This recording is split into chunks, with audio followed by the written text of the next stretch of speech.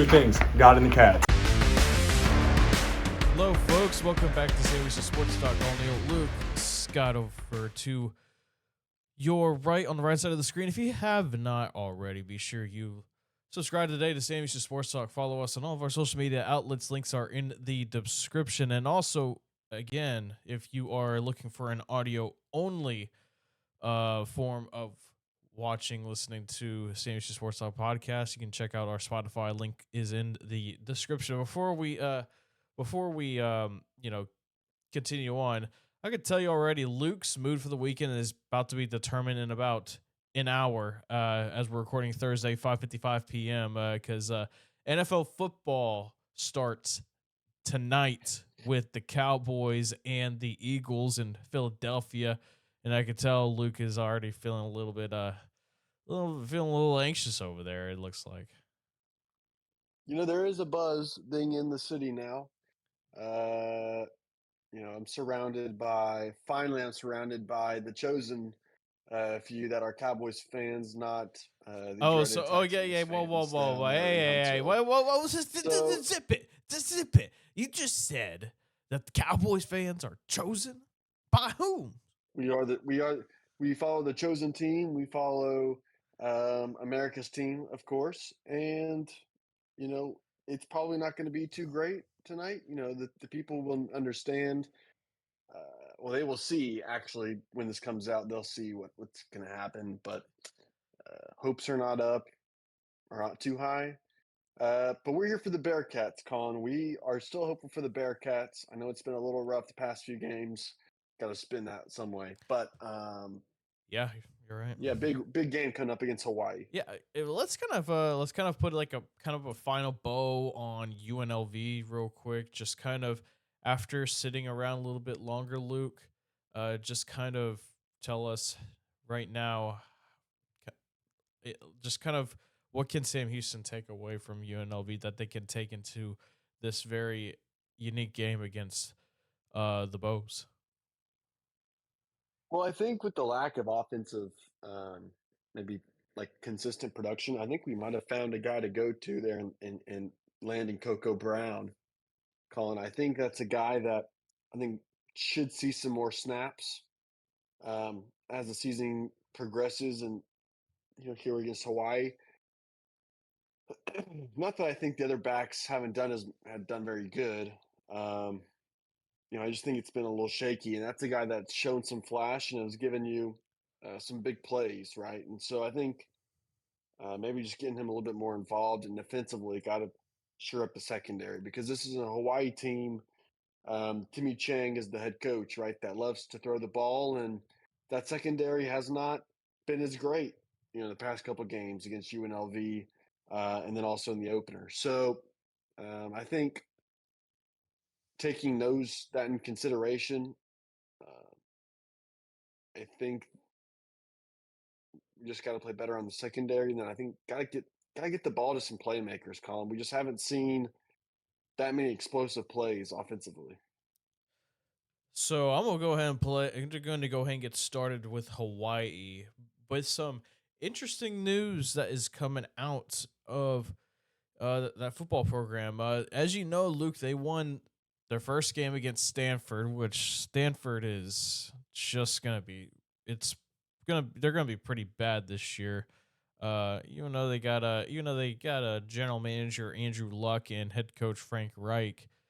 Things are not looking good over there for the tree, but Hawaii won against Stanford. Then they went to Arizona and they got their doors blown off by the Wildcats, 40-6. But you could kind of say though, Micah Alejado, the starting quarterback for Hawaii, injured his leg against Stanford, and then it re-aggravated the issue against Arizona. He didn't play the whole game, and after it looked like he was like limping quite a bit late in that game. But here is KHON2 news from from Hawaii, and it's gonna be a 2-minute clip. It's gonna talk about Micah Alejado's status, and it's quite telling. This was from September 2nd. The 1-1 Rainbow Warriors will play the first of 3 straight games at the Ching Complex against Conference USA member Sam Houston.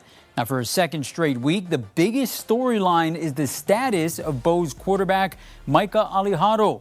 On Tuesday, the redshirt freshman did not practice and was wearing a boot on his right foot as he watched Luke Weaver and DeMarshuis Davis take the reps in practice. According to head coach Timmy Chang, Alejado remains as day-to-day considered as a game-time decision come Saturday.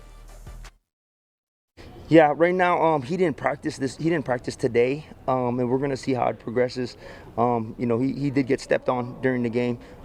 Kid's a warrior, kid's a fighter. So if he has an opportunity to play, we would love for him to play. Hindsight being 2020, would you have made a different decision knowing what you know now last week? I think for both of us, it's hard to tell a kid,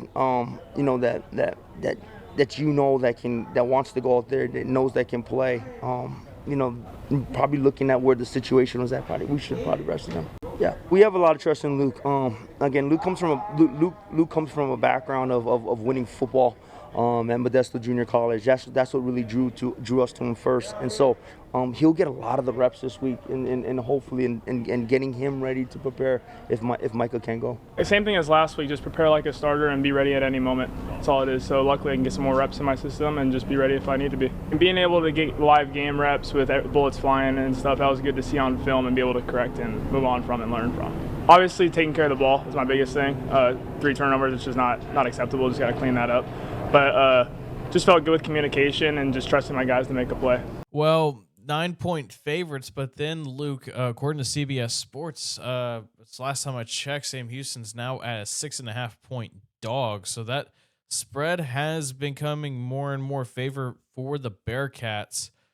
Let's see. Now it's a I see 6.5. Yeah, 6.5 still. So just wanted to make sure it was still the way it is. Just kind of it's now. This was September 2nd, so this was on Tuesday, as you heard from KHON.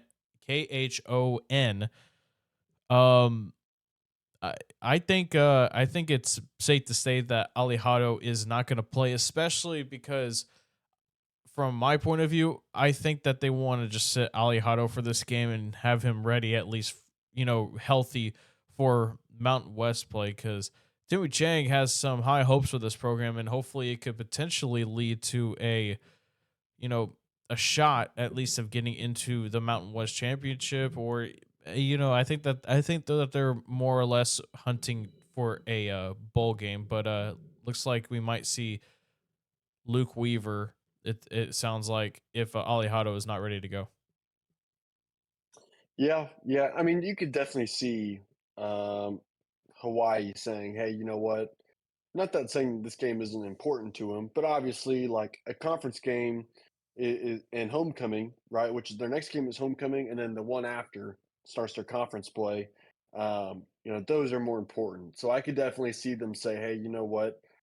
Let's just be careful with this for now, and we'll go and fight another day, right? Live another day against Portland State, and then when you get into conference play." Um, but that being said, like this team is going to be much better than what we saw last year. Um, it's still a young program for Timmy Chang. It's not like he's been there 10 plus years. I mean, he used to play quarterback there. He's a legend at UH, but this is a program that's looking to be better and better every year.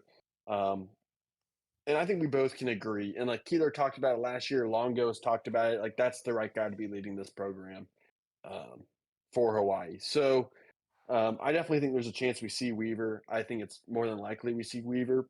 But and also like the fact that in a boot, right? I mean, in a boot is definitely a little bit scarier than hey, it's just heavily taped, right? So I think we're definitely shaping up to see Luke Weaver in action there in Honolulu.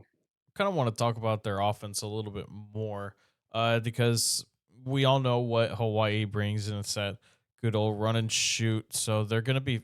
It's kind of like the air raid where in Longo sense where it's gonna be fast, it's gonna be tempo. They're still gonna run the football if you're gonna give it to them, but it's just quick attacking the boundaries. Some curl routes on the outside, and if you give them the go route up top, they're gonna go after it. This DB room for Sam Houston, who have been under a lot of criticism and rightfully so, they're gonna get tested once again in this game. Yeah, and it's gonna be a little bit similar um, to the first game. I think it'll be more similar to West Kentucky when it comes to the passing attack. But like you said, it's going to be a lot of quick game. Kind of similar to what I think Sam Houston kind of wants to run. It's kind of in that family of styles, if you will. Not saying that it's exactly like it, but it's similar. Um, a couple guys to look out for before they Ashlock. This is a guy. He's from the Dallas area, from Texas. Yeah, we got to see him Receiver last year. played really well. Yeah, played really well in their first game. Obviously, Arizona kind of blew him out. They're in Tucson, but I mean, it's weird. Hawaii is such a unique type of opponent because of the travel. It's such a disadvantage for them when they have to go anywhere, but it's such a disadvantage for you when you're having to go to Honolulu. Not saying that it's a bad spot to be. I would love to go to Honolulu, but um, it's definitely a unique matchup here early in the season. Yeah, it's they're like I said, they're gonna run the football, and honestly, this team, this defense this year, Luke, has shown they can stop the run, which is good. But it's kind of like Western Kentucky last year, but like the opposite way. They were really good at stopping the pass, but they were horrible at stopping the run. That's why teams ran the ball over, and that's why Jack State obviously beat them in Conference USA Championship. It's just I think this is a really good game to see if you can see that how that DB room looks like in a 3-game sample size. Again, it's gonna be tough. It's gonna be tough though, because you mentioned it already, Luke. That travel is it's ridiculous. It's a for Sam Houston. It's a 9-hour direct flight on a commercial plane. It looked like on the pictures, and it's just grueling. And obviously didn't have practice today, and they're gonna have practice tomorrow, of course. But tomorrow is going to be key to see how these guys react to the sudden change of times. I mean, again, it's a 9-hour direct flight. Yeah, definitely. And this is also a team in Hawaii, and I'm looking at their scoring summary there against Stanford. you know, 6 plays, 6 play drive in 2 minutes and a touchdown, right? Like this is 9 plays, just under 3 minutes. Like this is a team that's going to want to go quick, that's going to want to spread you out, and they're going to look for that big play. And we saw that last year. Hawaii was not afraid to throw it deep. Like they're not going to they're not shying away just to nickel and dime you with quick game and 5 and 6 yard, you know, receptions. They will throw the ball and they're going to take chances. And so I think this DB room has to be ready for that. And that being said, like with that travel, you're obviously halfway. I mean, you're across the entire country, right? You're out on an island, and a couple of big time shots down the field. If they connect, that can really get you down in a matter of no time. So the team has to stay disciplined on the back end because this is a team that will take chances. And is that a good thing or a bad thing? It's a good thing, and it'll present, I think, ample amount of chances to turn the ball over. But it's also, you'll be in danger of giving up that big play where you just can't afford it. So it will be tough, and that travel, it takes a lot out of you, Colin. I mean, this is a group that is going to be used to traveling all year, but this is just another beast, right? I mean, this is different than flying to Bowling Green or taking the bus down to Shell Energy. I mean, this is Hawaii, right? So Yeah. it's So part of the season story, but it'll be tough. so looking at the Hawaii defense, it seems like their best guy It's gonna be number one for them. Peter Manuma, a senior DB, from right there on the Hawaii archipelago. He's as I've seen the best graded. He's the best graded DB on or defensive player on PFF. He was last year All Mountain West, honorable mention. This year though it seems like he's taken a bit of a step up, just a bit. Still early though. Um, I mean, looks like they like to use him a lot as well on other things. It seems because they run a nickel package, so they'll probably send him from the safety spot. That front though, if I'm looking at that front, it's very interesting. They have some good outside linebackers. They have a good slot corner, the good nickel corner, and Palmer, number 4. This is looking at some of these things, Luke, it's going to be a game where the offensive line is going to get tested once again. But if what we are hearing is true, James Don II traveled with the team to Hawaii, which that could be nothing at the end of the day because he was at Western Kentucky. He was at Shell Energy. Well, Shell Energy Stadium, of course, he's going to be there because of the home game, quote unquote. But there could be a chance that we could see the return of Sam Houston starting center. And that could be a huge deal, huge boost for the guys on the line. It would be, and it'd also be a huge boost for Hunter Watson, right? I mean, that's your main guy, that's your leader up front, and just the knowledge, the experience, and like the proven ability that we've seen James Don, compete at, of being solid up the middle. So I think that will help. And Hawaii does, like you say, offer challenges, um, on the defensive side.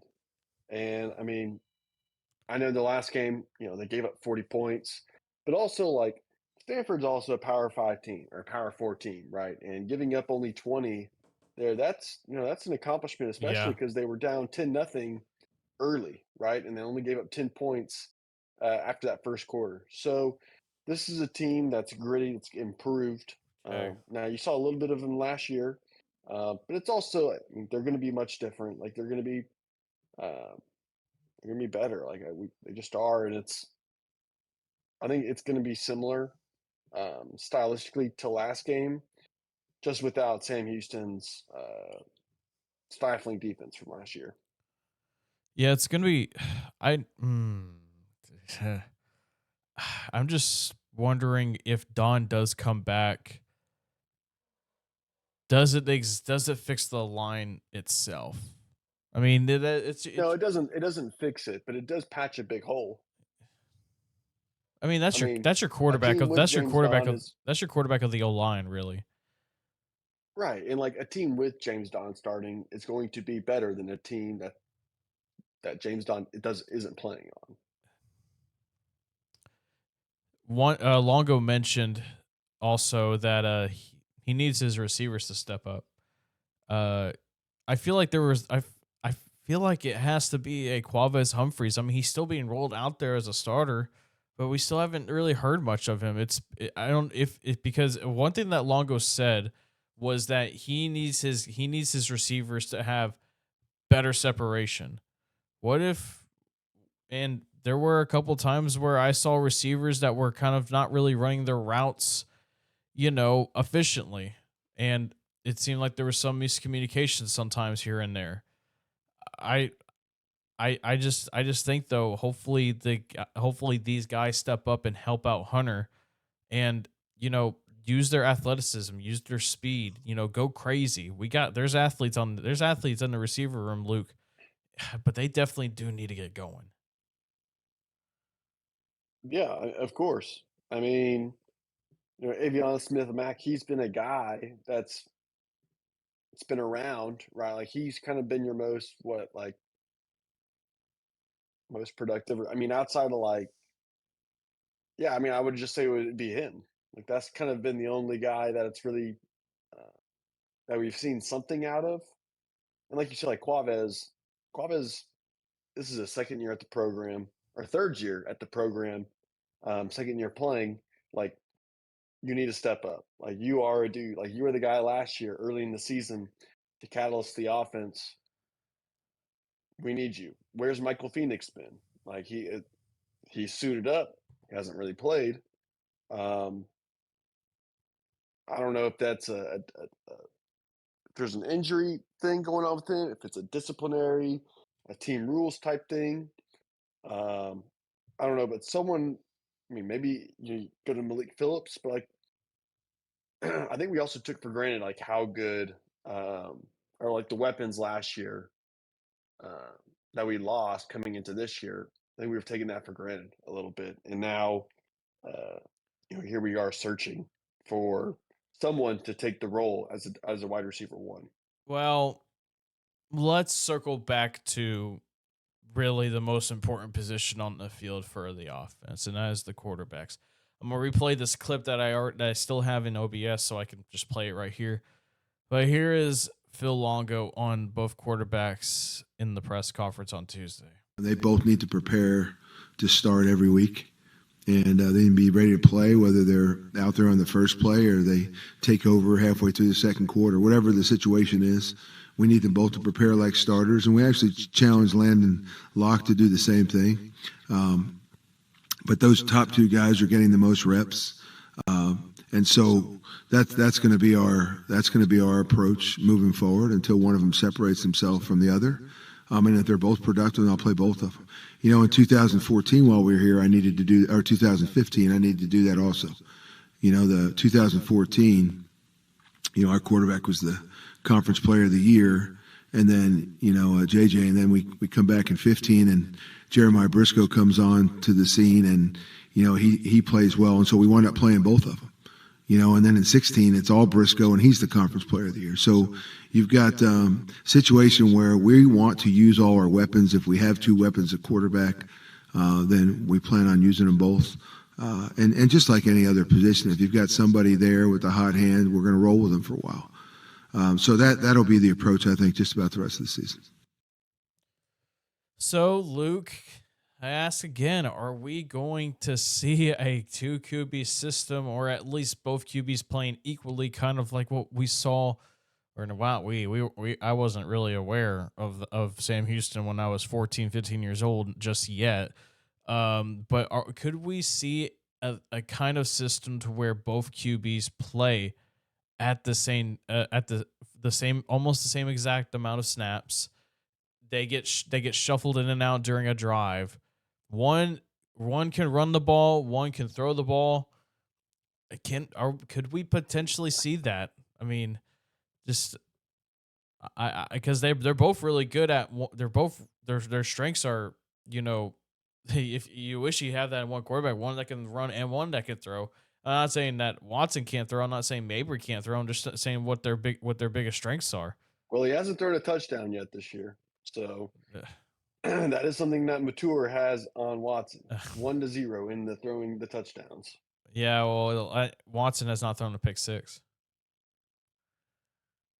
That is true. That is true. But so, seriously though, could we potentially see 2015 Longo offense to where he has both QBs on the field / both QBs playing almost the exact same snaps? When you were telling me going into the season, if you would have said that, I would have said, yeah, there would be an injury to Watson, right? And then like that's when you would see it. But wrong off the jump. I mean, we could not have been more wrong. I think we will see two quarterbacks in Watson and Mature. And Colin, we kind of talked about it off camera a little bit. The more Longo mentions Landon Locke, the more I'm thinking, okay, that's definitely a possibility. I don't know if it's a confidence thing. I would rule that at like a 6% chance. Like it's 100% chance that we're going to see both quarterbacks. But like that was at 0, and now it's at 6%, or I would say 10%. See, but I don't think you want to. You don't want to play 3 quarterbacks in 3 games. Well, you don't want to do that. Well, no, hold on. I don't want to like go ahead and feel like I'm already looking to 2026, but I'm already going to tell people this. My QB1 prediction already, and it has been since the spring. My QB1 prediction has been Landon Locke, and it keeps on getting further, like at least heading into the spring next year. But Luke, the more and more I hear Longo talk about Locke in such a positive light, how the fact that he even mentioned him at the opening press conference, that he was even involved in the QB battle and getting reps as well, it just tells me that, Locke is gonna be a guy to look out for in the future for Sam Houston. And just the fact that he's even getting reps is, you know, all the more interesting. But that's a conversation for next year. I just feel like if you can get the most out of your QB room if you play both guys. And I know the whole saying, if you have two QBs, you have none, which yes, it's true, but no, it's not true. Like, I mean, look at Tom. Let me look at like a good old Eric Bledsoe, Tom Brady in the early 2000s. Like Bledsoe was a good quarterback in his own right, and then Tom Brady was just sitting behind Pro Bowl him. quarterback. And then Bledsoe gets hurt. Oh, here's Tom Brady. Oh, boom! Look at that. We've seen a couple of other teams, especially in the group of five, that to use two QBs, and it ended up working. I can't really think of specific examples on the spot right now, but sometimes, Luke, you have to get a little innovative these days in college football. Chris Leak and Tim Tebow, Florida. Yeah, I don't know. It's the thing is, Luke. I feel like you have to win this game, and you have to really pull out all the stops in order to win this game, because you can't go 0-4 heading after, because I mean, let's face it, they're most likely not going to be Texas. So they lose this game against Hawaii, then they go and collect a paycheck, and hopefully they come out healthy against Texas. They get a week off, Luke. Then the bulk of conference play starts. You're 0-4 with your last 8 games to go. It's really hard to win six of your last 8 at minimum to get a bowl game. It's really hard to win games if your starting quarterback can't throw a touchdown. Like, that's also a fact, right? 0-3, yeah, or 0-4 going into conference play, I would say, yep, the disaster has hit. Like, that is nuclear destruction, if you will. That would be awful. 1-3, it's like, all right, whatever. But 0-4 would be awful. And the fact that, I mean, 7.5 point dogs, that's not great. You're already running 2 quarterbacks out there, potentially 3, and you haven't been able. I mean, we don't have a receiver on the year over 100 yards total. Our leading receiver is a running back, and that's not even like our leading running. It's all over the place right now, offensively and defensively. It's just as bad. So, yeah, going 0-4 would not be great, Colin. I hate to state the obvious, but that is true.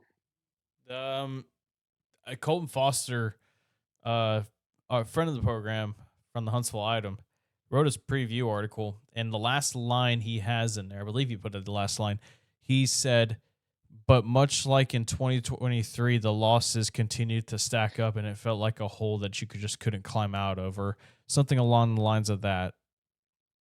I mean, at least this year, Luke, we scored a plenty amount of touchdowns. It took us 3 games. That is true. It took us 3 games to score just a singular touchdown. Trapper Panel versus U of H, of all people. But Trapper Panel is friend of the program. They should use Watson in a way, kind of like Trapper Panel, maybe a bit more of an involved role. I mean, hey, he's wearing number. They both have wore number 10. Yeah, no, like we definitely know like Watson's a great runner of the ball, and like even like passing, it's been okay. But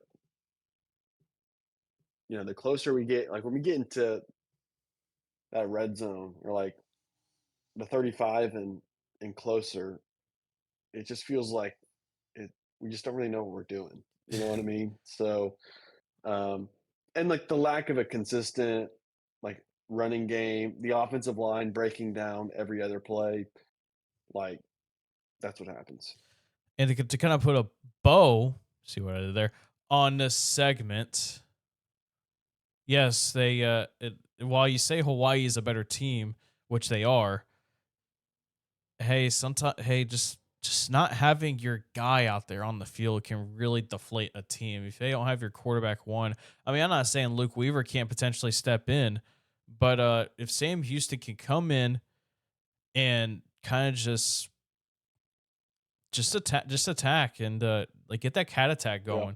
Start strong. I'm gonna get more into that to the keys of the game in the next segment. But man, Luke, I mean, I'm not disrespecting Hawaii whatsoever. They're good. They're a fun program. When Hawaii is good, that's Hawaii. It's great for college football if Hawaii is good. It's just so fun. I mean, we remember from the Colt Brennan days, you know, the Timmy Chang days. Like Hawaii is a very good program. Unfortunately, though, Well, no, gonna it's have not a to. great program, but when they are good, it's elite. It's Because elite. there's nothing better than turning on college football, and you just watch whoever you were watching, and it was whatever, and then you turn on the 11 o'clock window, and you see high flying Hawaii running up San Jose State. Like that's always fun. But So yeah. Unfortunately, it's true. though, not for this weekend. Let's just hope that Might be same. the Cats getting ran up. Yeah, gosh, hope not. But I'm gonna get more into the just you know taking advantage of them not having their QB1 on the field. Next here on Sam Houston Sports Talk. Stick around. We'll wrap it up as well after this. Hello, folks. Welcome back to Sam Houston Sports Talk. Colin Neal, Luke Scott. All right, let's go ahead and dive straight to the keys to the game. This is kind of a little bit shorter episode because again, Luke's got to go watch his Cowboys. Either give him jubilation or disappoint him. There's no in between whatsoever when it comes to Luke and his Cowboys, or just Cowboy fans and the Cowboys in general. I know Skip Bayless is watching on very, very closely on this one as he sips on his Diet Mountain Dew. But anyway, Luke, as always, my man, I'll start first with you. What are the keys to Sam Houston to pulling out a victory at the Chain Complex against Hawaii? 6 p.m. Central Time, 6 p.m. Pacific Time there, 11 p.m. Central Time here. And by the way, on the Mountain West Network, it's free. Just look it up on the internet. But Luke, the floor is yours. Well, I think we have to get some sort of passing attack that's viable and being able to score the ball through the air, because I mean so far it's just been a little inept offensively in that way, and I think there's still some adjustments being learned or being taught and having to learn the offense still, because it's always different, and Longo wants to run things a little bit different in the way that we used to run things, and so I think that adjustment, that a period is starting to will start to kind of wear off, and I think we will see a better Sam Houston offense in that way. But this is a game that has to be emphasized by the players, because starting 0-3, 0-4, that's a disaster. So I think offensively, having to push the ball down the field and really being able to get your guys on the outside involved, because we just haven't seen that, right? We've talked about it already in this episode. We've been talking about it all season. We have to get our playmakers the ball, and so far on the outside, we just haven't really been able to do that. And now, and defensively, I thought we did an okay job against UNLV. You know, when it came to just like the enormous nuclear plays, Hawaii's going to take chances. So I think this is a big game for turnovers, for the defense to be able to generate turnovers, get some pressure on what we think is going to be a backup quarterback starting there for Hawaii. Um, it could be a couple different scenarios where they're going to shy away from throwing the ball as much, and then you're seeing a different type of Hawaii look that you're not accustomed to seeing. But then there's also the scenario where you're going to see Weaver really trying to throw the ball and maybe trying to take the starting job, right, or take advantage of the starting time. So I think this is a big game to cause turnovers here against Hawaii and try to set your offense up in as good of a spot as you can. Yeah, well, I don't think personally Luke Weaver is going to start no matter how good he does because Micah Alejado is a dog. He was the number one quarterback in Nevada. I mean, his high school stats are freaking ridiculous. I think he only threw 2 interceptions in his whole starting varsity career in high school. Because if you remember that guy that popped into the space after the Western Kentucky game, he was talking about him. And I mean, he's got good tape. I mean, he's very calm in the pocket. He's kind of reminds me a lot by how Cam Ward, where his pocket presence is, and how Cam Ward is so chill in the pocket. And if he has to run, he'll run, but he's not panicking. I'm not saying Alejado is Cam Ward, but there's some comparisons there that I just kind of saw on tape. But again, Alejado, it's looking much more unlikely as the week rolls on that he may not be playing. So this goes into one of my keys is like, hey, again, like I said, it's tough for an offense to go out there early on without your guy. And this is again a game where Sam Houston's going to have to start off, strong. Get out to an early score. The defense gets a stop on the first offensive drive. That's where it kind of went downhill against UNLV. I mean, UNLV had possessed the ball first, and they went down quickly and scored. The offense responded, Luke, but the defense didn't force a punt until sometime midway through the third quarter. So I think that both sides of the ball need to get off to a strong start. I'm not saying go out 21-0 in the first quarter. I'm just saying maybe at least try to get in the end zone once and maybe hold Hawaii to no score or at least a field goal, just to kind of have early control of the game. Secondly, when it comes to if you want me to point out specifically defense wise, you kind of already pointed out, but I'm going to say this: be disciplined. Don't be too aggressive, because if there's one thing about this Hawaii's run and shoot is that, and a bunch of other offenses, of course, but in this one, they're going to make you pay for being too aggressive. If you try to cheat, it's going to make you're going to pay for it. And we've seen that happen a couple times where they do try to cheat a little bit and like be overly aggressive. We saw it against Western Kentucky. We saw it against UNLV. I get it's a backup quarterback, but backup quarterback could end up being like a Tom Brady. We're just so like, oh my God, look at this guy. He's freaking good. And thirdly, this is kind of a weird one. Just go out there and play some Bearcat football. Be together. Don't try to, feel like you have to do like a lot. Yeah. Like Bearcat football is all about being together as a team. I'm not saying this team or whatever is having issues or whatever team chemistry wise, but if everyone's on the same page, if everyone's out there going to execute their assignment, then the Bearcats are going to win, because they how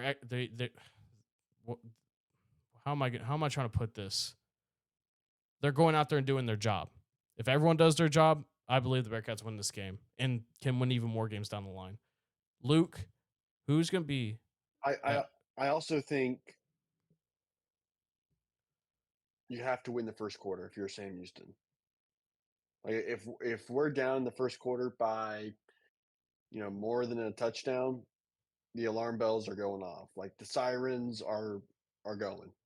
But I think if you can get out of the first quarter and you're at the lead, or you're tied, I think you're well into this game. But I just don't know if this team is built to come back in a way, especially being in Hawaii, like with the travel. That's my big concern. If we can even I think the winner of the first half will win this ball game. which is kind of the low-hanging fruit thing to say. But I think if we can get out of that first quarter with the lead, we'll be in good shape. Who are your key players to look out for? One on each side of the ball. Actually, hold on. Whoa, hold on. Whoever, hold on real quick. Honestly, real quick though, Luke, let me add another one. Make some field goals, please. Make some makeable field goals, because we have this issue again with the kicking. Like, what's going on? I mean, the kickoffs are fine, but man, the field goal kicking has to get better. But go ahead. That's a good point. We haven't even really talked about the special teams really that much, but no, it's the quarterback, Colin. It really is. I mean, it's Watson or Mature or Locke, whoever. I mean, it could be DJ Bailey for anyone knows. We got to be better right there in decision making, in leading the offense. The offensive line is obviously like a huge, like, okay, if your offensive line holds up, I have faith in really both quarterbacks to be able to make the right plays. But in this type of game, being 0-2 in the season so early, like, you're the leader of the team, right? And so this is kind of the point in the season where someone's got to really take charge, because, like I said, if it's 0-3 or 0-4, the wheels have fallen off. The game is gone, if you would say, in the soccer world. So for me, it's really about the quarterback. I think Antavius Fish has to play better defensively. I think that's a guy that really needs to step up, as he was kind of praised by Longo in the offseason and kind of going into the season. It's like, okay, this guy is going to be kind of the leader of that unit. And we just haven't really seen much out of Fish. So I'm looking for a big game out of him. One guy I'm looking at, Luke, on the defensive side, I'll start first. I'm looking at Jahmyr Diaz. He has 9 pressures already on the season, Luke. He's made the quarterback hurry up a couple times, but he's very key in getting pressure on the quarterback. I mean, the interior line is the interior line. They got to get better. But if Jahmyr Diaz can cause some more chaos along the offensive line, maybe Hawaii at some point forces a bit of a double team, and if it's like a 4-man front. But he's been really good this year in the pass rushing. What a nice grab by the Bearcats, Longo and Freddie Audrey Lindsay, D2 guy from Glenville State. How many people have heard of Glenville State before we started talking about Jahmyr Diaz? I can guarantee you nobody that listens to the podcast. So I'm looking for him to have a sort of a breakout game. And on the offensive side, jeez. You already said quarterback, so I can't. Whoever it is, I can't take that now.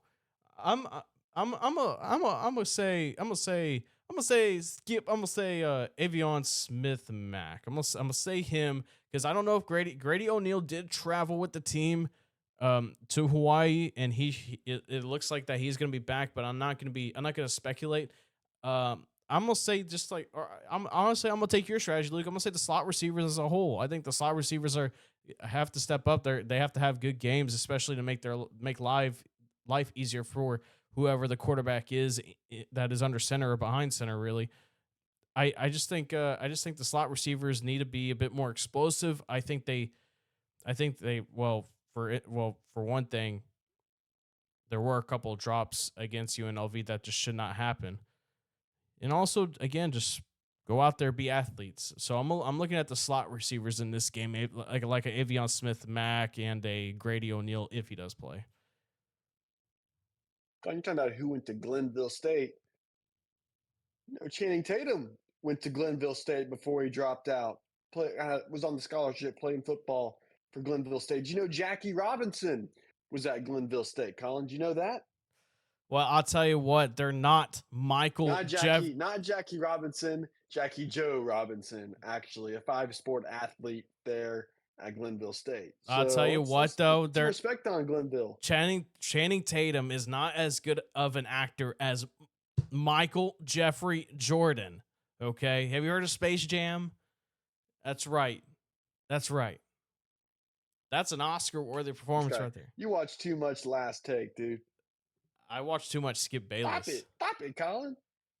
I watch too much Skip Bayless. That's what I do. I like watching his old stuff. It gets a little ridiculous after a while.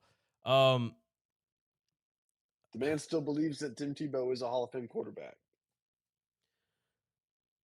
Luke, what is your prediction? Well, Colin, last year I was notorious for being a cynic and being wrong. This year I'm also been a cynic and I have been right. Colin, 2-0 in predictions. Haven't covered a game yet if you're the Bearcats. I'm looking at this one at Hawaii, and I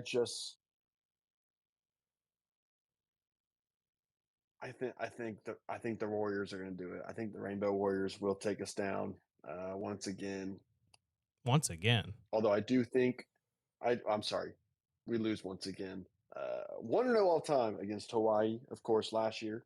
I'm going to say 28-25. Ooh, so you think that the Bearcats go ahead and go against the spread? Okay. I would take the Bearcats plus the points.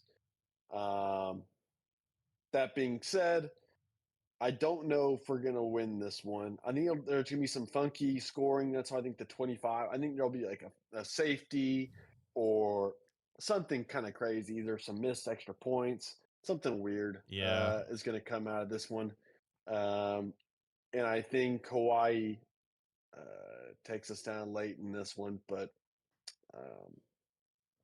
I just haven't seen enough out of the Bearcats to be confident in a game yet. I think because of how Micah Alejado most likely is not going to play, it makes me lean Sam Houston because it's going to be tough. But this offense has to prove to me that they can be consistent. Yeah. I think like the way I think about it is that like obviously the defense has not been great, and okay, if they're missing their starting quarterback, their guy, okay, that washes. And do I have faith in our offense yet? I just haven't seen it. So, hopefully I'm proven wrong, but I mean, no one's looking at our offense this year and saying, "Wow, these guys are world beaters." I mean, we can't even beat UNLV. Not saying that UNLV is bad, but it's just not been what we hoped for coming into this season. Yeah, it's this is the most 50-50 game so far this season, I will say. It's as close to 50-50 so far. If Alejado was indeed playing, I would pick against the Cats. I'm 50-50 on this one, Luke. I think the Bearcats can win this game, but obviously they've proven to me that they could definitely lose this game. So personally, I'm gonna say my prediction. I'm gonna say my prediction is. I agree with you on the wacky score part. I'm gonna go low scoring on this one, Luke. I'm gonna say the Cats will win 18-13. Wow. I think there's gonna be some funky scoring too, a little bit. I like that. 18. I mean, that's no. I'm right there with you. Like, I think it's going to be a good one.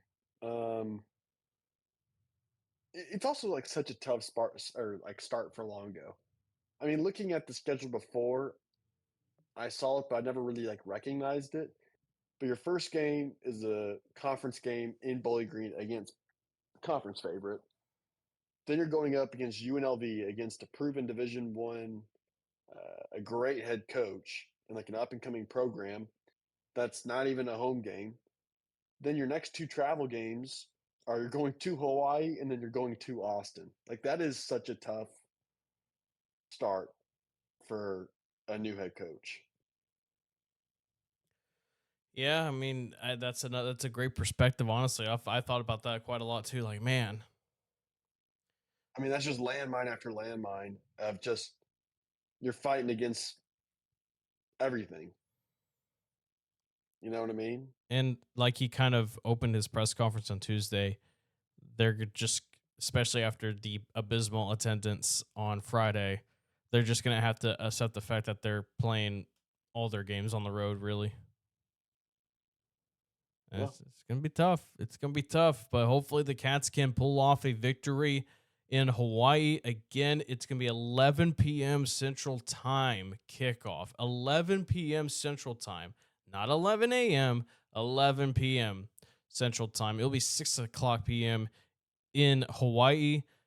Um, there's a lot riding on this game. It feels like, again, can the Bearcats pull off this one and get the first victory under the Phil Longo era, or will they fall to 0-3?